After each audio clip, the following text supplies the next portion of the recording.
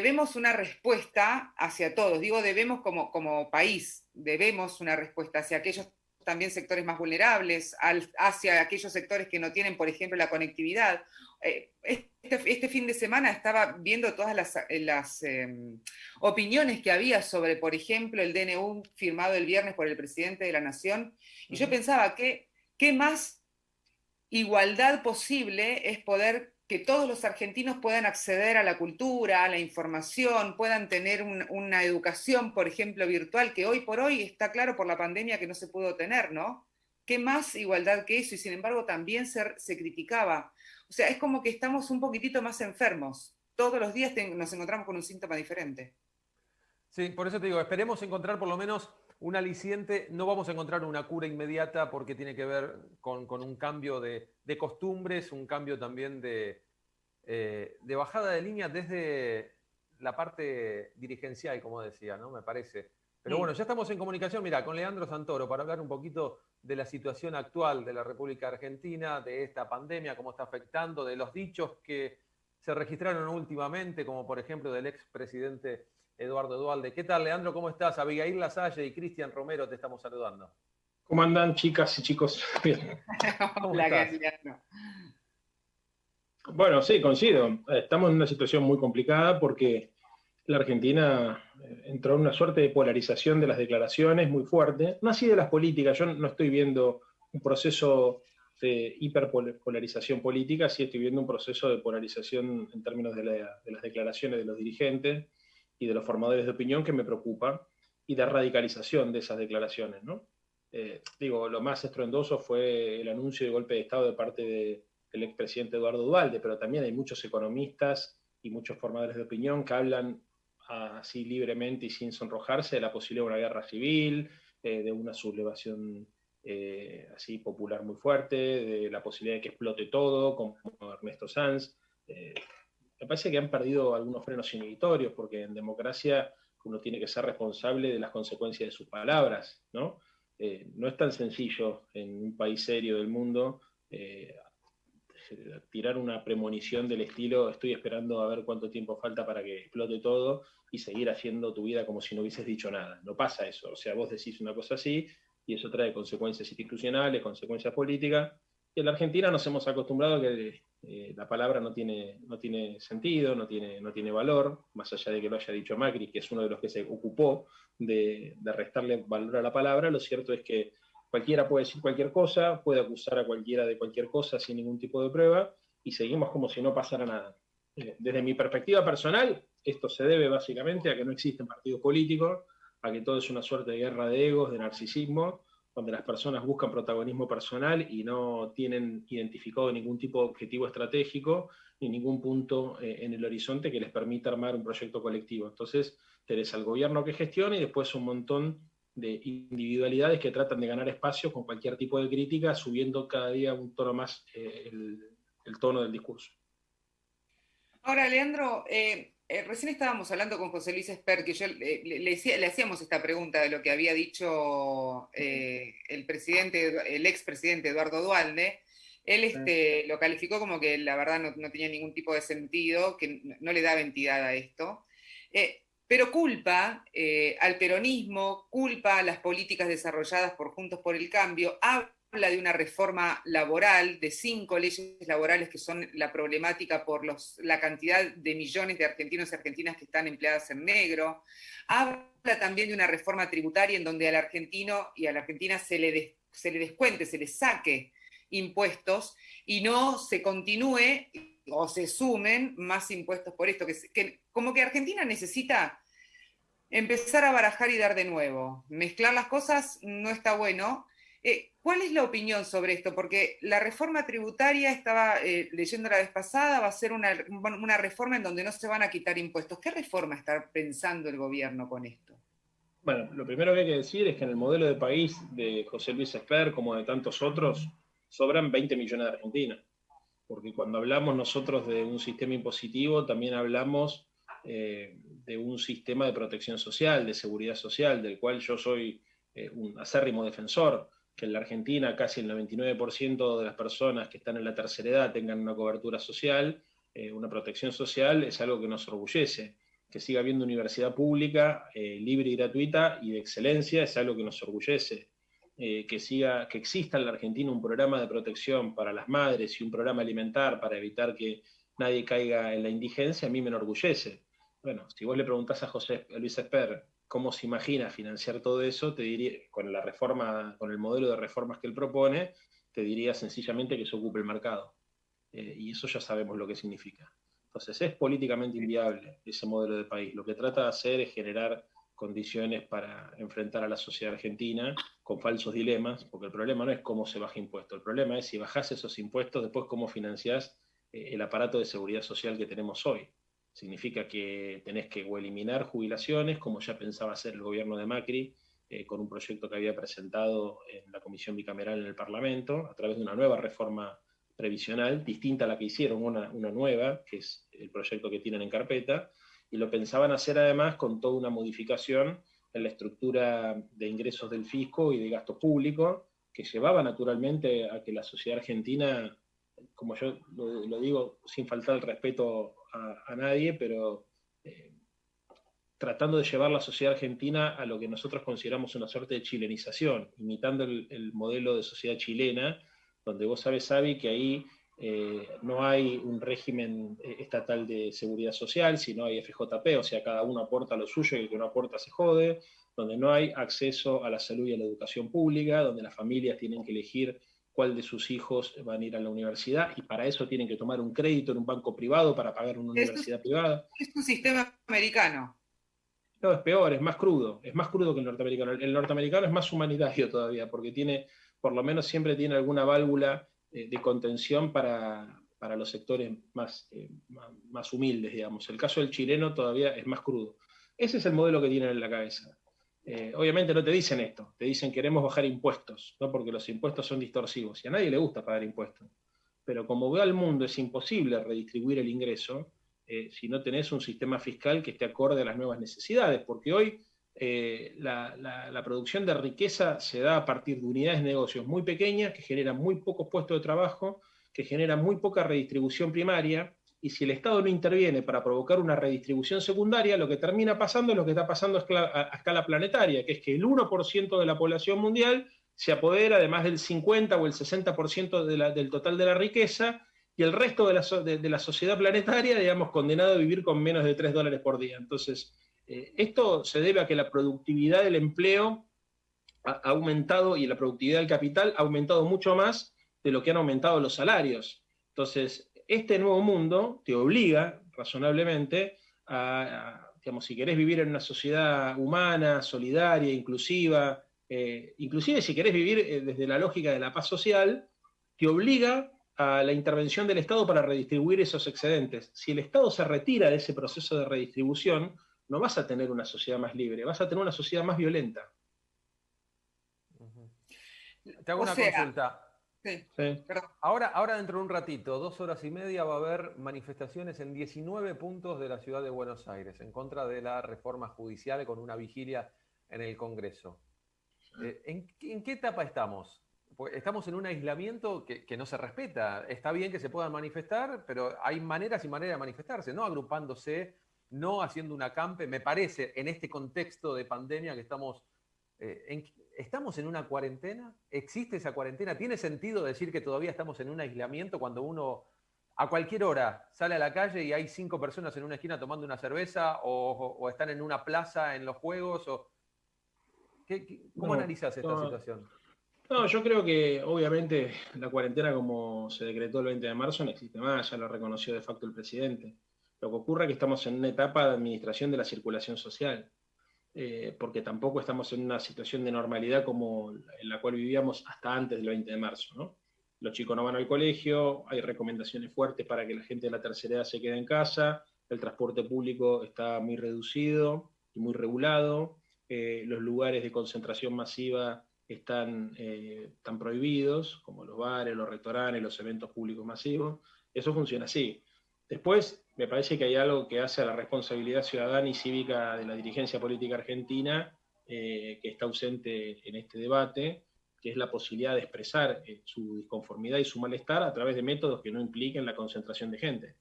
¿Entendés? O sea, O sea, nosotros podríamos también convocar movilizaciones para apoyar la reforma judicial, pero estaría pasando dos cosas. Primero, contagiaríamos a nuestros propios compañeros y a nosotros mismos, y en segundo lugar, estaríamos dando un mensaje horrible, porque mientras el mundo les pide a todos sus ciudadanos que se queden en su casa, por la posibilidad de rebrotes, de focos infecciosos más grandes de los que existen, un sector de la política argentina juega que acá no pasa nada, ¿no es cierto?, y convoca sin ningún tipo de responsabilidad que la gente se concentre en una esquina. Eso es una irresponsabilidad total.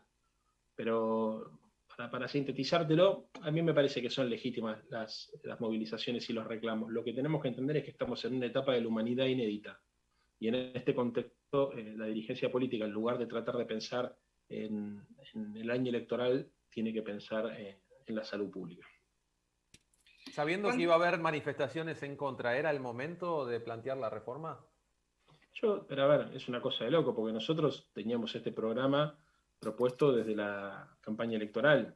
¿Qué significa que va a haber manifestaciones en contra? Sí, para cualquier política de gobierno va a haber manifestaciones en contra, porque sabemos cómo funciona la democracia argentina. Es una sociedad muy movilizada, hay gente que tiene posición tomada en relación al gobierno de Alberto antes del 10 de diciembre, porque no le gusta Cristina, porque está disconforme con cómo gobierna el peronismo. Ahora, el problema acá no es de la gente, el problema es de los dirigentes que en lugar de canalizar ese malestar y ese disgusto, legítimo, te repito, yo no creo que sea ilegítimo, creo que es legítimo, pero en lugar de canalizarlo a través de mecanismos que preserven la salud pública, lo hacen sin tener en cuenta lo más elemental, que es evitar los contagios en una situación de conglomeración. Por ejemplo, podría darse el caso de que en lugar de hacer una movilización, haya un cacerolazo, como ya hubo. Bueno, el gobierno se lo tiene que bancar, eso obviamente. A nadie le gusta escuchar las cacerolas, pero es razonable que sucedan, ¿no? Porque es una sociedad como la nuestra muy participativa. Pero para eso necesitas una dirigencia opositora que se anime a decirle a la gente, ¿saben qué? Aunque nos convenga electoralmente movilizarnos, aunque nos convenga a nosotros, no les conviene a ustedes. Entonces vamos a manifestarnos de otra manera. Y eso no sucede. Lo que te demuestra que en realidad el problema no es la reforma judicial, sino en realidad el problema es el peronismo. Hay un sector de la sociedad que no se banca el peronismo. Hay un sector también de la sociedad que está apoyando, diríamos, o que quiere nuevas figuras y volver a ver o volver a escuchar a aquellos dirigentes que estuvieron junto al presidente Mauricio Macri. ¿Vos ves, por ejemplo, en estos últimos días que reapareció María Eugenia Vidal, reaparece Lacunza, reaparece Larreta como persona fuerte dentro de Juntos por el Cambio, que hay como una movida del partido del anterior, diríamos... ¿Te escuchan bien ustedes? Porque te escucho, me cambió la conexión, me parece. ¿Me escuchás bien ahí? Yo te escucho muy bajito, bien a vos. Muy bajito. Ok. Pero igual te escuché la pregunta, te respondo si... Mirá, yo creo que es legítimo que cualquier dirigente político tenga vocación de participar del debate público. A mí no me parece mal.